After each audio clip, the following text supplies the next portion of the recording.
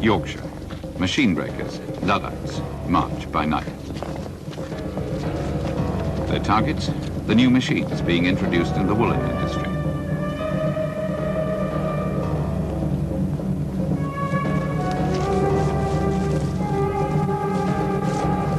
Machines that are putting skilled men out of work, destroying a way of life. 13 years ago, in 1799, the combination laws made unions illegal. These men cannot openly defend their trade. If we cannot openly present our case, then we're forced into this form of subversive and covert action. We would prefer to speak to the owners, the world and the authorities with an open face. But it is the law and the repeal of those statutes that formerly used to protect the working man that have forced us behind a mask and into the night. To preserve their anonymity, the men are directed by number. 3:15 left, 8 and 18 right, on front out. Only factories where the machines have been installed are attacked.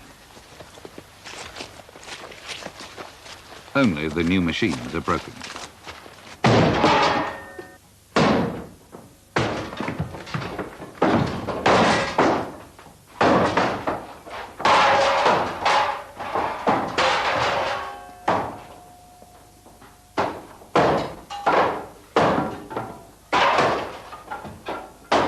Those responsible for law and order are apprehensive and alarmed.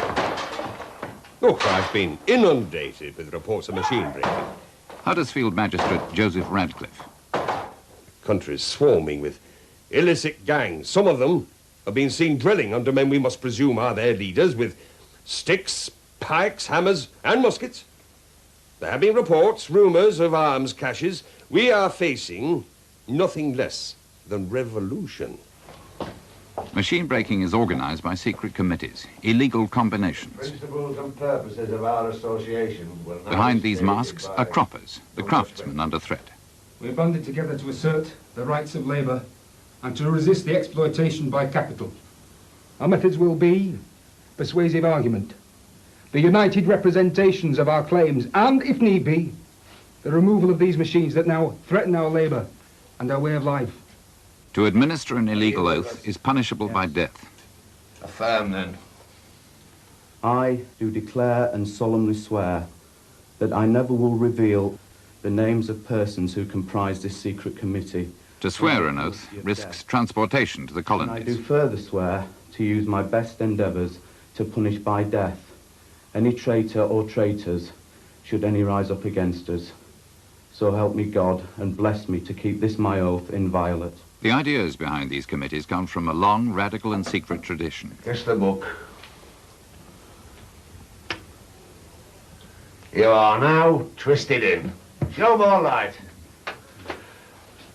Unmask, brothers, and let our colleague see his friends. The well-known Republican, John Baines. Ordinary working people are trying to preserve the skills handed down to them through generations. And by keeping their skills, keep their freedom. They've worked hand looms and spinning wheels for centuries to suit their own needs.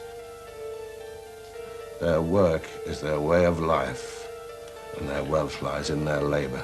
Wool is one of England's traditional and staple industries.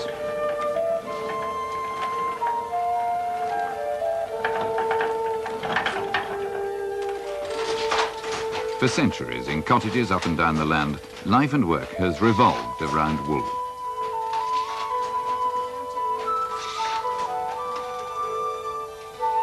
Children card, prepare the wool. Women spin, men weave. Skills passed from generation to generation.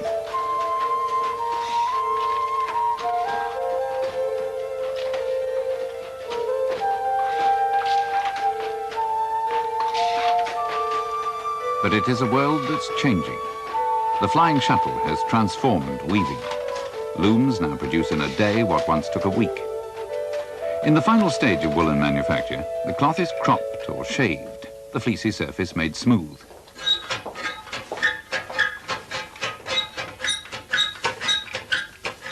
The huge cropping shears weigh over 60 pounds. This skill, stretching back to Roman times, was superseded only a few years ago by this machine, the cropping frame. It does mechanically what a skilled cropper does by hand. Cloth is continually run past two cropping shears driven by a water wheel. This is the machine at the heart of the dispute. A traditional cropper, George Mellor. They're going to make us out to work. It's as simple as that and as straightforward as that. They're going to make us out to work. We think that it's a natural right for a man to earn his living at his chosen trade. Horsfall's just using it as an excuse for getting rid of the older men.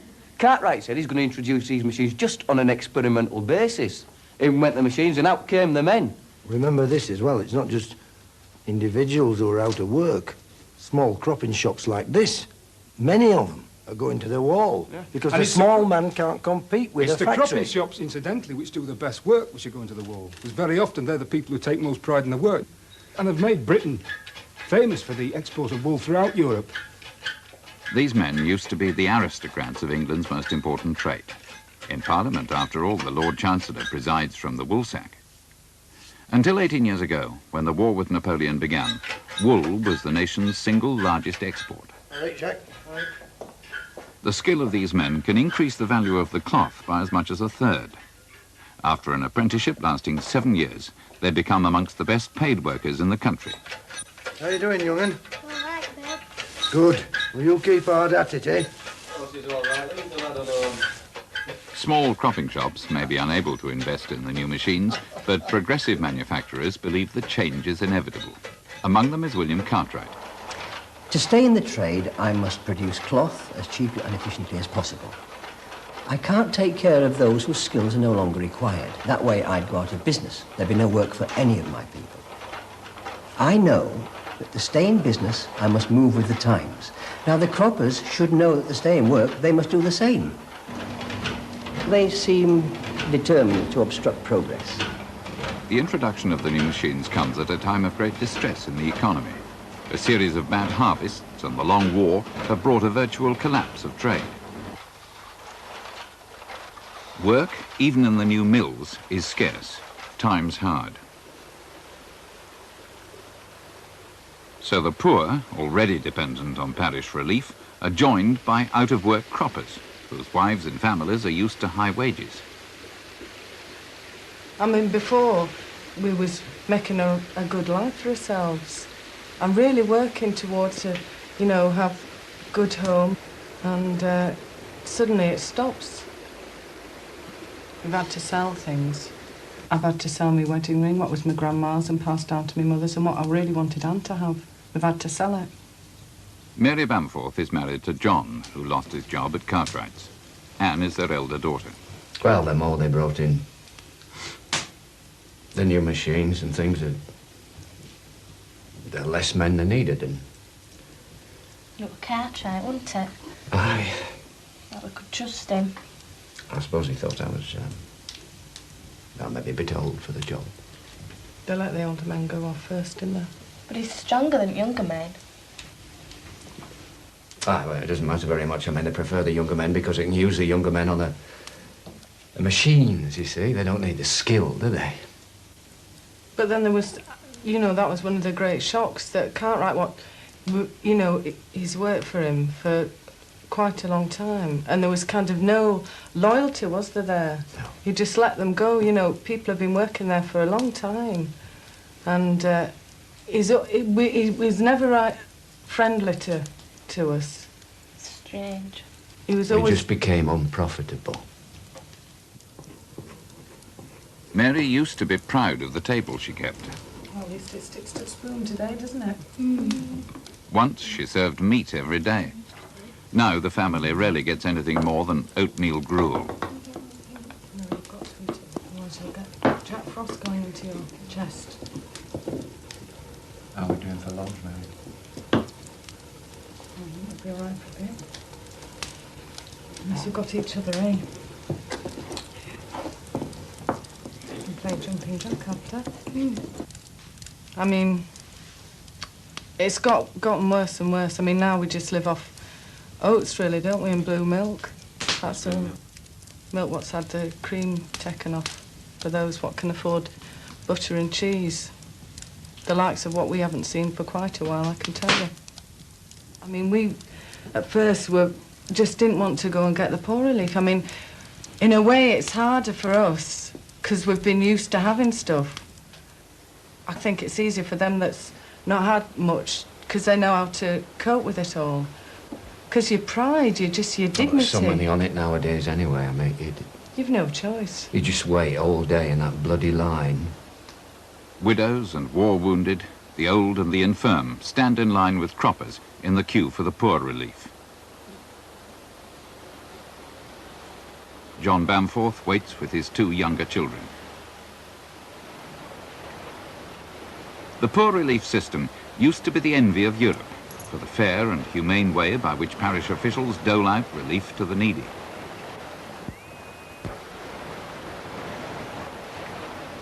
But the recent bad harvests have forced up the price of bread to record levels, and the system is hard-pressed to cope with the increasing demands made upon it. Morning, Thomas. John? I was wondering if maybe you got a bit extra this week. Extra, John? I'm afraid not. Well, Daniel's in fairly bad need of a new pair of shoes. I mean, if he has shoes, another kid, he gets no food.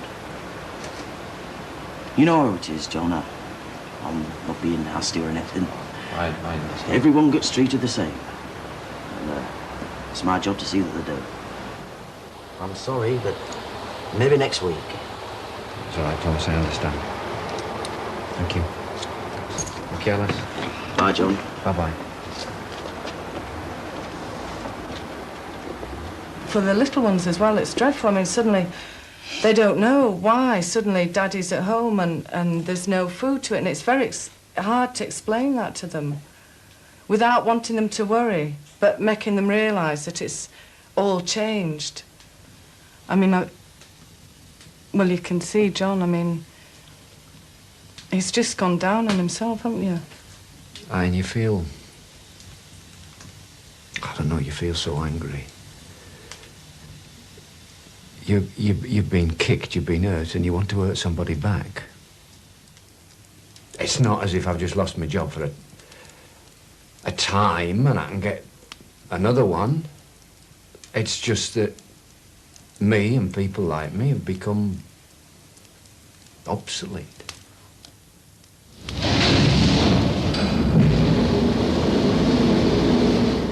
Great change is occurring in society.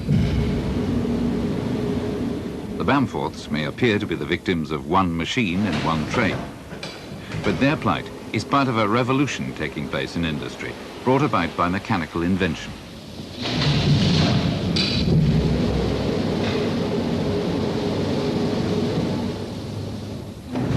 The great steam engines at pit and mill are only the most dramatic evidence of this process of mechanization. New inventions, new scientific understanding, new sources of power promise a world of ever-increasing wealth. The British economy is being transformed by a revolution in industry. Political economist David Ricardo. Work that was once done in the home and workshop is now being done far more efficiently in the factory. This, together with the introduction of machines that can do in a day what a man used to be able to perform in a week, means that output can increase dramatically.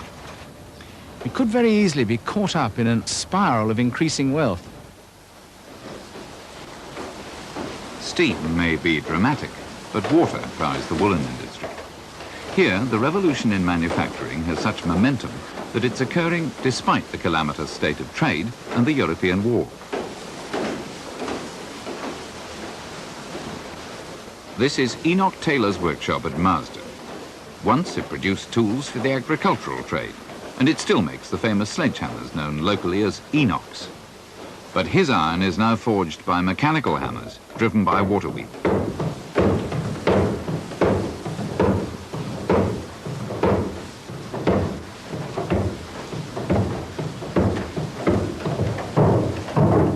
Today, his men make machines as well as tools. And it is here that the cropping frames are engineered. Enoch Taylor. Our machines do a first-class job very cheaply. At £15 a piece, they more than pay for themselves in a year. Well, they're quite simple devices. But many of the new machines are nowhere near as complicated as might appear to the layman. See, most of the techniques we're using now have been available for years, but in the past there was simply no reason to put them to use. Now, we've now got iron bridges, like the one at Coalbrookdale, building iron ships. Now, we understand now a lot more about the smelting of ore and the precision metal engineering. No, we're learning all the time. The machines are delivered by cart and canal. Mill owners are not only enthusiastic about the new machines, but believe they anticipate even greater changes in the trade. These machines, they produce a very fine finish at a fraction of the cost of cropping by traditional methods. The Jenny made the spinning wheel obsolete. These machines will do the same for cropping, and it won't end there. It won't be long before I feel that the powered machine will take over the work of the hand loom weaver.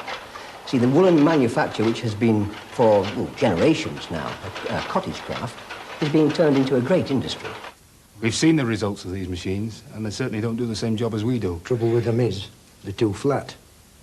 Now, to do a proper job, you've got to have a good eye and a strong wrist, because the whole skill is to cut the nap evenly. And the more you can do that, the higher the quality you'll achieve. Now, the way it looks when them machines have done it, it's like a chap who's been shaving with a blunt knife. And another thing, in a small cropping shop, you know who you're working for. He trusts you and he respects you. Now, that's how it should be. Factories are doing away with all that. Too big. 3 more machines are installed in Cartwright's mill. Cartwright no longer employs croppers. He claims the new machines, operated by an unskilled labourer and a boy, reduce the cost of cropping by 80% or more. Cartwright believes that other employers would install them but for Luddite intimidation. Both his mill and the mill owned by William Horsfall at Ottewells are now defended night and day. Without the threat of Luddite violence, the progress of these machines would be unstoppable. Well, the plain fact is, of course, that the process of mechanisation will be determined by the play on market forces, and not by desperate acts of violence and clandestine nocturnal meetings on the Yorkshire moors. They are the last bastion of restrictive work practices in the woolen industry. They stand between us and progress. These croppers are resisting change, which is inevitable, balking at progress, which in the end will benefit everybody. They should abandon their arcane craft, find themselves work more appropriate to the second decade of the 19th century. All right. George, Ben. Despite a reputation for heavy drinking and hard living, the croppers are well informed. Some can even read. Seen this about the war? No, but I expect you'll tell me. Take a seat. Have a listen to read of this. With respect to the main battle which was on the 7th, the Russian accounts are so very brief that we can collect no circumstances of time and place sufficiently discriminating to compare with those of the French bulletin. Along with other workers who feel themselves threatened by new machines, the croppers object to the way work is organised in the new factories and how that will affect the way they live. What we're trying to preserve is the dignity of labour. You work in a factory and you're no more than a servant. Here, we're our own men. We're nobody's servant. And it's not that we're against the machines. Ben, it's not just a question of the machine. It's a question of the dignity of the labour and how it's produced. Now, we've seen the conditions of the people working in those factories. We've seen what it's like. It's no way for anybody to work, no human being to work. At least here we have our own say over what hours we do. We like the respect that we get, of course we do, from the good job that we do. Now, you certainly won't get that in a factory. It's a different way of life than we know. They work every day to clock. They're told what time they start. They're told what time they'll finish, if they can have a break to eat or not. Clock, clock, all day. They're trying to put us into a mechanised routine. And that's going to be set by the pace of the machines. And I'm telling you this much, I, for one, am not going to be a slave to a bloody machine for the rest of my life. It's not just a question of that, it's the manner that it's being introduced, by people who don't give a damn. Now, these folk who are introducing, they're rich people. They've done well out of the woolen industry. These same people who've done well and built up riches, they're now using that riches to put other people out of work. Now, that isn't right. Lining their pockets at other people's expenses and misery. Workers arrive early at one of the new mills. Anne Bamforth, now 16, once worked in a factory. Hard work. Long hours. It was 6 in the morning till 6 at night. It was dusty, really dusty. It made you cough all the time. There were loads of accidents. Always kids getting their hands caught in machines. I mean, you can't stop it, it just carries on whirring. It's nearly a sign that you work at mill if you've got a finger missing. And some of them had to walk nearly 4 miles to get to work. And some of the kids used to stop in, hide in the wool so they didn't have to go home. So they used to sleep there all night. I used to walk home. I'm tired when I got in. Sometimes I couldn't even bother taking my clothes off, could I? I used to just get to sleep on the floor as soon as I got in. It seemed to me that it was a bit of a loose place morally as well. I mean, the masters seemed to think they were cock of the walk and just used to, from what I can gather, just expect the young girls to just do what they wanted, which is dreadful. I mean, we were a bit nervous about letting her go sometimes. It's not an alternative, though. I mean, it's too easy for people to say, oh, you'll be all right, you can make some money, you can go and work in a factory. You might as well starve to death as work in a factory. I mean, all right, at least you starve to death, you die bloody quicker.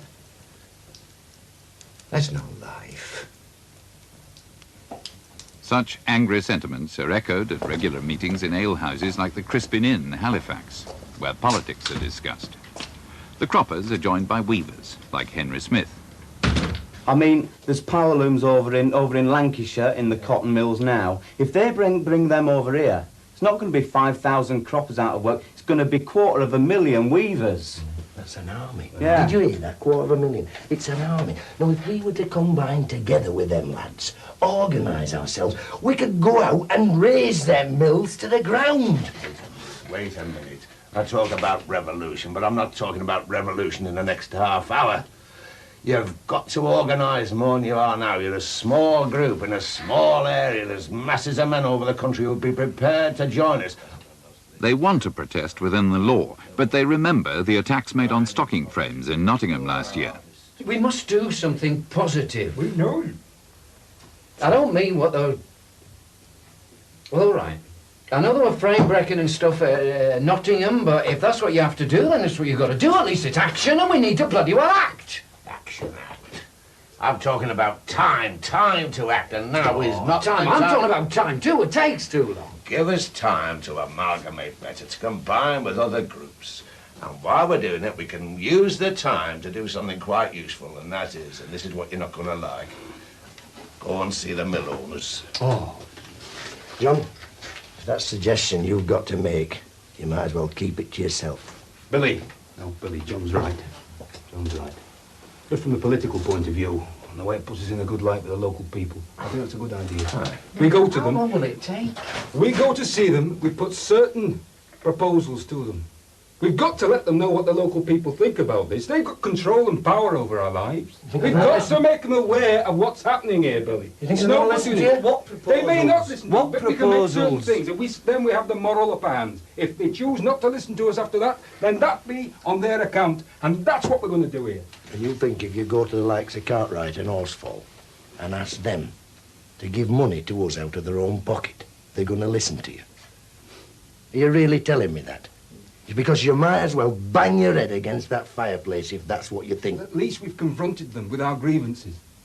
And if they choose to deny us, then we go for them. And at least they've been warned. Well, have it your own way. But when they laugh in your face and throw you out on the street, don't say I didn't tell you. These croppers don't need my influence. They're well informed, independent. They're truly free spirits. They take liberty and equality in with the air they breathe. These men are not idle dreamers. They're the vanguard that'll transform society, making this world a fairer and more just place in which to live. George Mellor, William Thorpe and Ben Walker were deputised to meet two of the owners, William Horsfall and William Cartwright. By presenting the croppers' case, they risked the accusation of illegal combination. Right, what have we got to say? I think you know why we're here, Mr. Cartwright, Mr. Horsfall. It's about the introduction of these new machines. You know what effect they're having on the people in the valleys. If the rate of introduction of these machines continues at the current rate, 5 years' time, there's going to be no cropping industry to talk of. We're all going to be able to work. In the light of that, we'd like you to put certain things on the table. Miller argued that the new cropping frames should be introduced gradually and new jobs found for the men the machines replaced. And thirdly, that you will put a tax on machine-produced cloth at a nominal rate of something like 6 a yard, something like that. That then can be put in a communal pot for the good of the workers and the people in the area. I hardly think that we could expect the owners to lobby for a tax on their own product. Yes, well, we thought you might take that. Wait. You're using the word we an awful lot. Do you know what I think? I don't think you're here, you three, to discuss this problem honestly, genuinely, man to man. I think you're here to deliver a load of claptrap from a mob, from an illegal combination, from a conspiracy, and you know what the peddle laugh! Have you not... Listen here, Horseful. You've got no excuse to make them accusations because you've got no proof. Look to your own house. You know what the penalty is for being twisted in, don't you? Worst way, you get your neck stretched. Best way, you get deported. And if there was a magistrate or the militia within hailing distance of this place, I'd nail all three of them. And who says we're twisted in? I do. Gentlemen. How do you know? You know no. Please. You know no. Eyes, man, see it in your eyes. Please. I think we've heard enough. Gentlemen, we came in here in the best possible intentions. Aye, well, you see what you've got. Come on. We might as well bang our head against that wall. Tosspots! People round here say that you folk are blinkered. Well, I don't think so. I think you're stupid. I think you're pig ignorant, and this is just another exhibition of your brutish, thuggish behaviour. Leave them, William.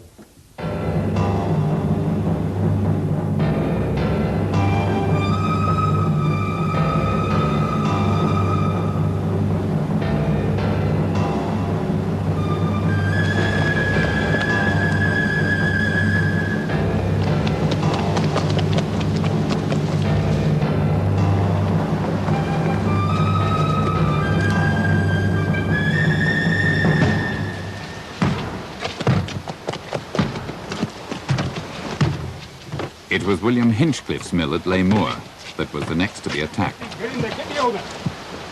Come on! Get down there, now!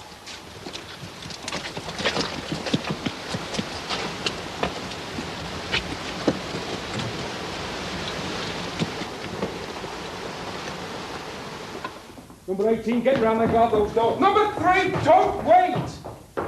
I want him to see this. Hang on. Bring the owner up!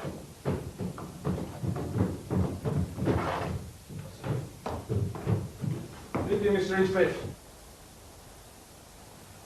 I think you know why we're here. General Ludd sent you a lot of messages in the past. You've taken no note of them. The machines have still been installed. But well, tonight, we're going to show you how General Ludd operates.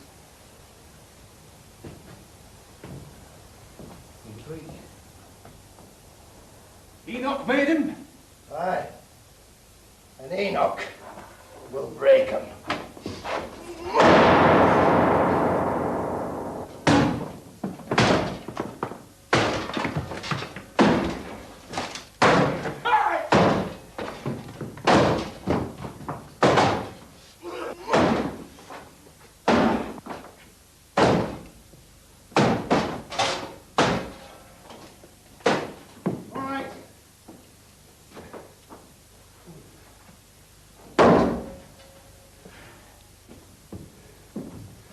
Now, tonight General Ludd has left his visiting card. You know what's good for you. You leave those cursed machines where they are, wrecked. Yes. Do I make myself clear? Yes, General. Sir. Yes. Right, think yourself lucky. Now, lads. William Hinchcliffe later described to his fellow manufacturers what had happened that night.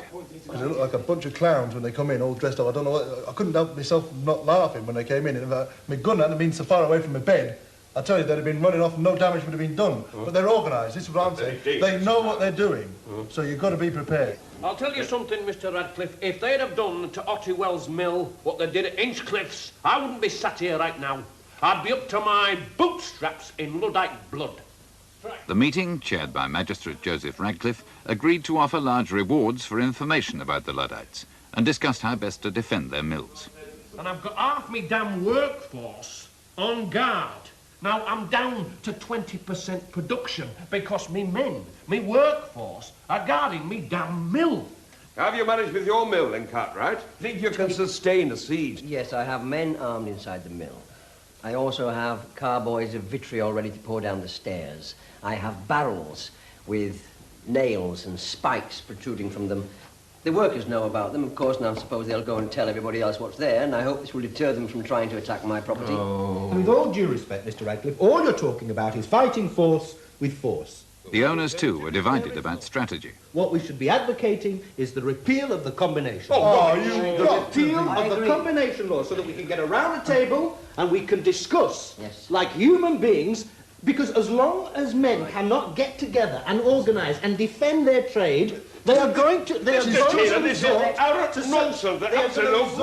violence. This is no time now to be doing this sort of thing. Now, I tell you, you can The only discuss time it I talk afterwards. to those people is behind bars. Absolutely Justice right. has seen to be done because they have broken the law. They've smashed my machinery. They've smashed other people's machinery. Why are they doing that? They've Because done they're it. dangerous in They're this always area. gonna There's no resort to way that violence. we're going to have any sort of reform until the whole rebellion is put down and crushed.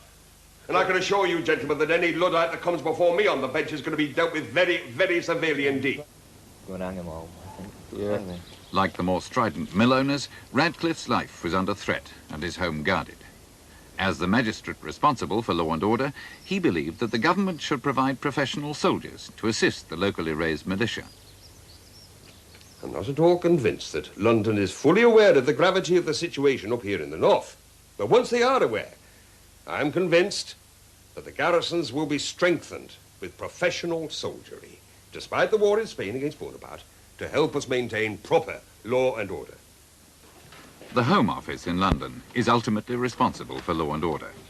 Its staff of 6 clerks deal with correspondence from magistrates all over the country.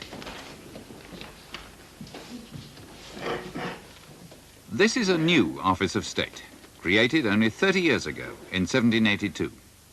Although governments normally take the view that law and order is a local matter, the Home Secretary, Viscount Sidmouth, is fully committed to the suppression of Luddism.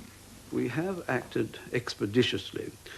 We are vigorously pursuing prosecution of those swearing illegal oaths, an act punishable by transportation, and those administering them, a crime that now attracts the death penalty. We have revived the Watch and Ward Act, under which local magistrates can impose curfews at will, and drafted in militia from Cumberland to York. Soon, General Maitland will have some 12,000 troops under his command, which is more men than the Duke of Wellington has fighting the war in the Spanish Peninsula. This rebellion must be ringed around, isolated, and rooted out.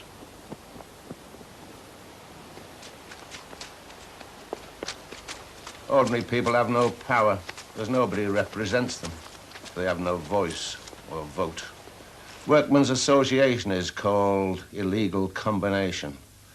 And a man's only way of fighting repression to join a secret society ends up in transportation to Australia. What can common people do when everything's so weighed against them? Well, frame breaking and factory burning is savage work. But what other course of action is there for desperate men other than desperate deeds?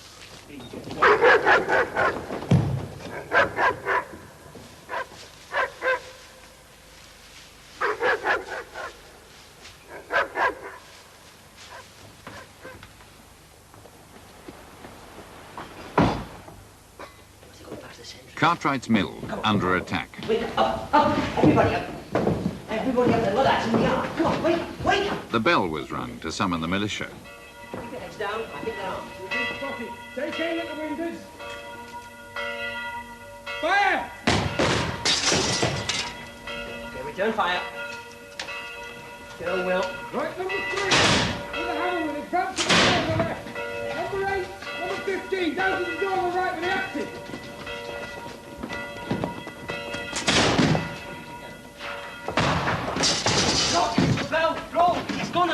bring it by hand.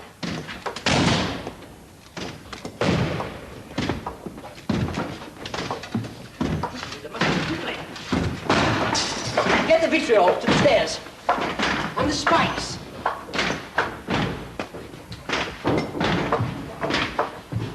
If they get through the door, let them get to the bottom of the stairs. And use the vitriol first. Right! Get round the back! What did you go to the back? Cover the back. Take a musket. Cartwright's resolute defence surprised the Luddites. Come on! Don't go now! Several were wounded, 2 fatally. Come on! For Christ's sake, don't let us look like, make us look like idiots! The town door was nearly down. Well-organised and armed attacks like this lead to speculation that Luddism is part of a wider conspiracy. Well-informed about radical politics is the editor of the Leeds Mercury, Edward Baines. It's difficult to say. It is, after all, an illegal and secret organisation, and you have to remember that the tradition of illegal workers' organisations is very strong in this part of the country. I'd be very surprised if there were no formal links between the Lancashire, Nottinghamshire and Yorkshire Luddites, as well as other radical and Jacobin groups. But I don't think it's nationally organised. Many owners were now moving around the county under guard. William Horsfall, however, continued to go about his regular business alone. Luddites ambushed him. A surgeon was called to the Warrener Inn, where Horsfall lay mortally wounded. Where is he? In the back room. The rain sky. Please leave. This is no place for you. The landlady of the Warrener Inn, Mrs. Armitage. Well, it's Mr. Horsfall, mill owner. Well, he came riding up about 5:30, and he always stops by on his way back from Cloth Market in Huddersfield. Well, he wasn't here long. He just had his rum and water, and then he rode off. Well, it'd be about a couple of minutes later, we all heard these shots. And next thing we knew is this other gentleman who'd been up there with him, riding past same way, brought him back here. I mean, he's in a terrible way. I mean, there's blood everywhere. He's shot in his stomach and his legs. I mean, we've been waiting 2 hours for a surgeon. We didn't think it'd go this far. I mean, breaking up machines is one thing, but to kill a man, well, that's murder, isn't it? Horsfall's death was thought by the authorities to have turned local people against the Luddite cause. I'd say that most people around here were right behind the lads. That's right. Yeah. And anyway, they're saying it were the Luddites that assassinated him, but they've got no proof. Who knows, it could have been an highwayman, anybody. And remember, that fella had a lot of enemies. Weren't it him who said he'd ride thigh-deep in Luddite blood? Aye. Yeah. I mean, that's asking for trouble, isn't it? And there's nobody around here that's not behind the Luddites now. If you reckon there is, they've offered £2,000. £2,000 for anybody to inform on them. Nobody's done that yet. We're solid, everybody around here is solid. It was now widely reported that there had been a change in Luddite strategy, from attacks on property to violence against the person. Look, Who says what will change? we know about Hang that? on, Hang on. We don't know anything about that. Let's make the point that we don't know anything about strategy. We're not privy to the counsels of these chaps called the Luddites. We feel it's very regrettable that it's come to this, but it just reflects the depth of sentiments that there are on these particular issues. I mean, we all feel for them. Now, the authorities have been using extensive repression upon the communities around here. Now, that's violence under any other kind of name. So they call it keeping the peace. I mean, I heard other day 3 men in Manchester were hung for stealing bread and potatoes. Yeah, and there were a woman last week who were hung for selling butter cheap. £20 of butter, sold it cheap, she got hung. That's violence. Anna Smith. 5 men in Oldham protesting, shot dead outside Burton's Mill, Oldham. It's a straight fight between one set of people, like the owners, they want to get rich. They want good lives, they want to get better lives, so what do? They take action which is, as far as we can see, is violent on those lads, the Luddites. And the Luddites do something about it, and you say, oh, but that's violence, that's illegal, hang the bastards. It's just force against force. Finally, government spies succeeded in infiltrating the Luddite ranks. With the huge rewards on offer, the authorities began to receive the information they wanted. Arrests began. Stand back, fast!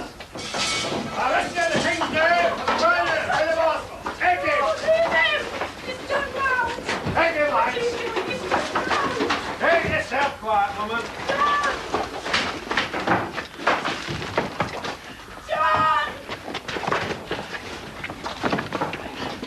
Turn the front, turn the back. Get of him!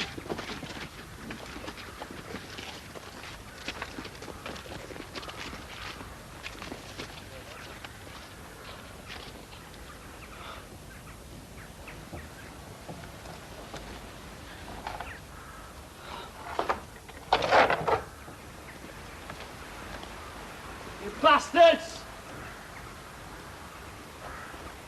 There's no question but that the government is employing spies. It is, after all, a device they've used before. However, many of the spies are doing it to gain immunity from prosecution or have been recruited from the debtor's jail. Now, apparently, they're being paid by result, so it is possible that they are embellishing their reports or even making them up. So no doubt they are providing the kind of information the authorities want to hear. Within days, Mellor, Thorpe, Bamforth, Baines and others were all arrested. Luddite violence ebbed away. Work in the mills returned to normal. Outside York Castle, a scaffold was constructed.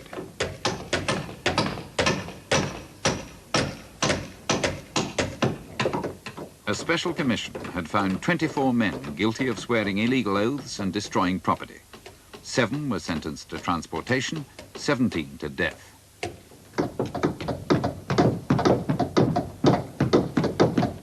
Mellor, Thorpe and Bamforth had been found guilty of murdering the mill owner William Horsfall.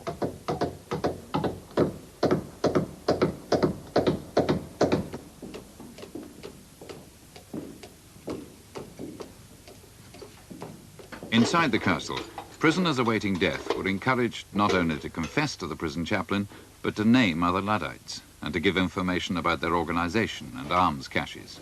This is a terrible crime you have committed, my son. You have broken the commandment, thou shalt not kill. But the Lord is merciful. The everlasting life can still be yours if you will but confess. Will you, my son, for the sake of Jesus Christ, our Lord? My own thoughts, chaplain, I ain't got long. Yes, yes, but if you would just... Look! Leave me to my own thoughts. I ain't got long. I don't need an old soak in a cassock to intercede between me and the Almighty. Now leave me to my own thoughts.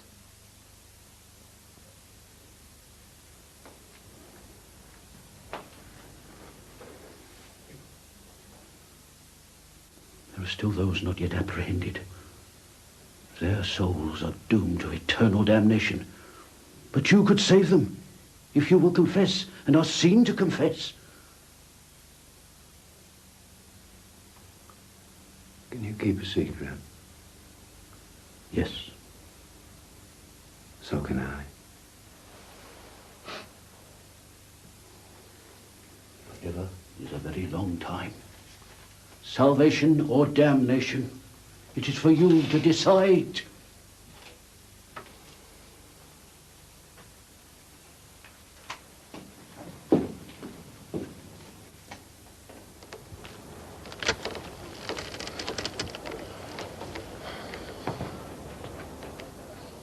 Early morning, the 8th of January, 1813. A crowd assembles to witness the execution. But there was none of the carnival mood normally associated with a public hanging. The crowd was subdued, respectful, reverent even. Clearly the condemned were not seen as common criminals.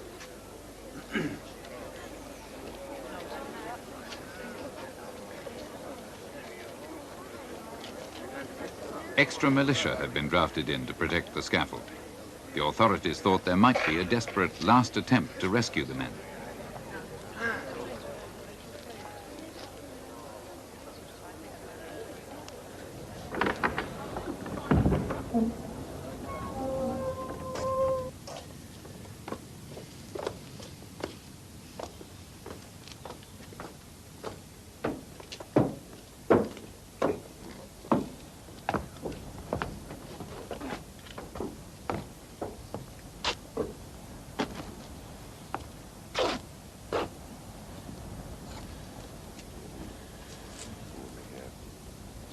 think so. Let's keep that rabbit in order. Have you any last words? Aye. What they seek to end here today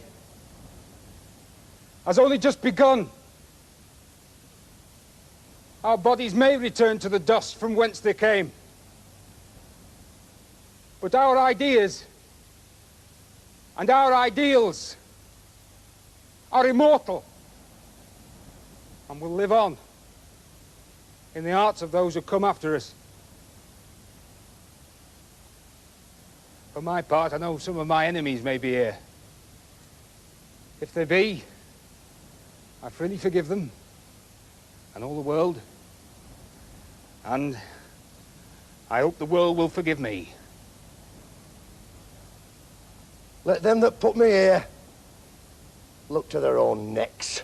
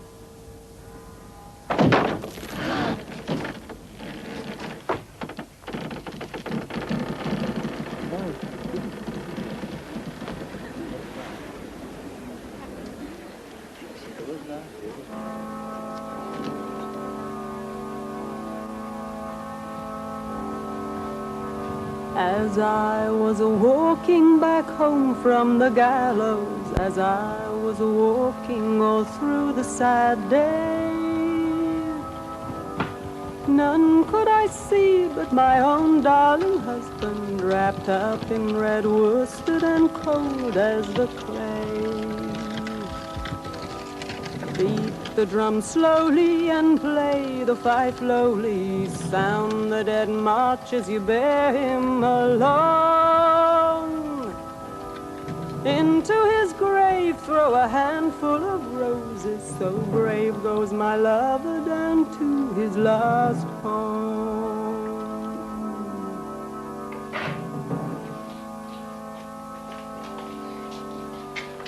To his last home.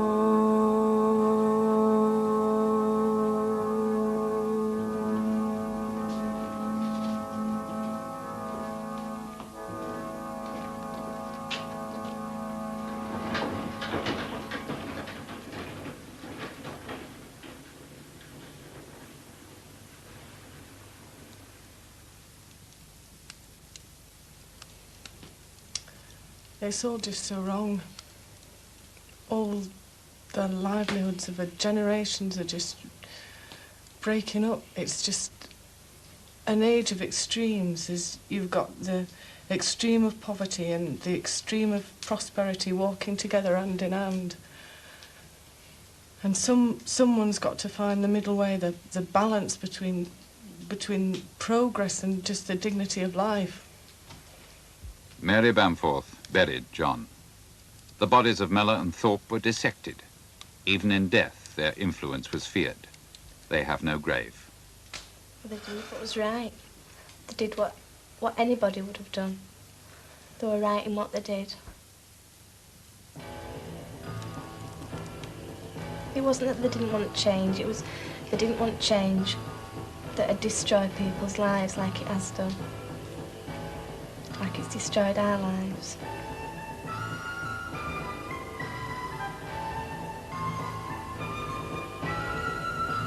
Defeated, Luddism passed into history. Within a decade, the craft of cropping had vanished. The Industrial Revolution transformed Britain into the workshop of the world, where factory life was grinding, inhuman, and impoverished. And today the word Luddite is used to denigrate those who are obstinate before progress, unreasonable before change.